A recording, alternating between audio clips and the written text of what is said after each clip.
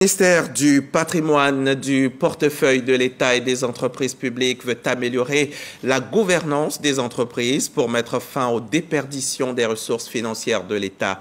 Pour réussir ce pari, l'une des premières initiatives est le renforcement du rôle des experts comptables, d'où cette réunion préparatoire afin de définir les modalités de la collaboration. Lanciné Bakayoko, reportage.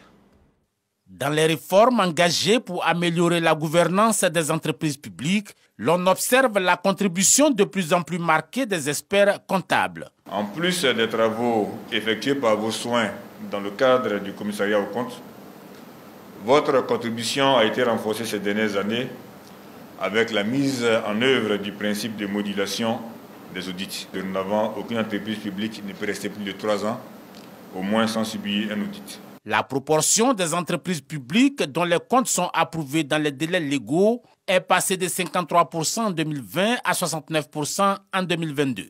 Je mentionnerai également l'amélioration de la régularité de la transmission des états d'exécution budgétaire trimestrielle avec un taux de transmission moyen de 98% en 2022 contre 95% en 2020.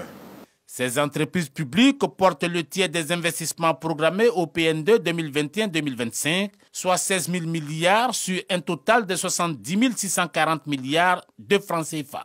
Les nombreuses réformes que vous avez initiées ont permis une amélioration indéniable et remarquable de la gouvernance et de la performance des entreprises publiques.